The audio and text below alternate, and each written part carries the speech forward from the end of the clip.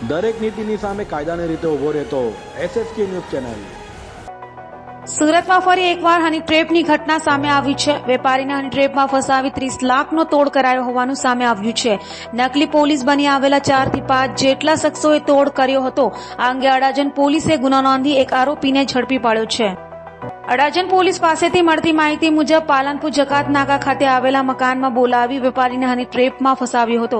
વેપારીનો સંપર્ક કરી યુવતીએ પાલનપુર જકાત નાકા પાસે આવેલા એક મકાનમાં બોલાવ્યો હતો। અંદરથી દરવાજો બંધ કરતા જ નકલી પોલીસ બની આવેલા 4 જેટલા શખ્સોએ વેપારીને ડરાવ્યો ધમકાવ્યો હતો।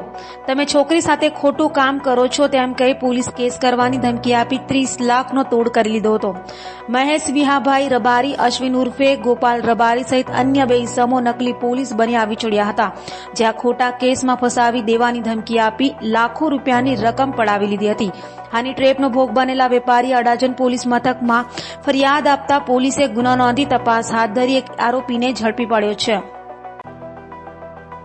અડાજણ પોલીસ સ્ટેશનમાં એક હની ટ્રેપનો ગુનો દાખલ કરવામાં આવ્યો છે, જેની અંદર આ કામના જે આરોપીઓ છે એ લોકોએ અગાઉ પ્લાન કર્યું એ મુજબ પાલનપુર જકાત નાકા બાજુ રૂમ પણ ભાડે રાખેલું હતું અને આ કામને જે ભોગ બનનાર છે એને વિશ્વાસમાં લઈ અને એને ત્યાં રૂમમાં લઈ ગયા અને રૂમ અંદરથી પેલા જે બેન હતા એને બંધ કરી દીધું અને પછી અચાનક 2-3 જણા અંદર જતા રહ્યા ખાનગી કપડાં। હવે અડાજણ પોલીસ સ્ટેશનમાંથી પોલીસવાળા છીએ અને અમે તમે આવા ધંધા કરો છો, તમે છોકરીને આવી રીતના કરો એમ કરી અને એના સાથે જ આ કરીએ તો તમને જેલમાં જવું પડશે, આમ કરશે ને મારવાની બી એમને કોશિશ કરી।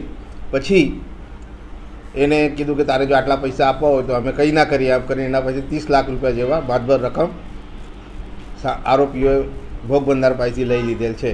અને પછી ભોગ બનનારને થોડુંક આ લાગતા એને પોલીસ સ્ટેશને પોતાની ફરિયાદ જાહેર કરી એટલે પોલીસે એમને વિશ્વાસમાં લઈ અને આ ગુનો દાખલ કરવામાં આવેલ છે અને હાલમાં તપાસ ચાલુ છે।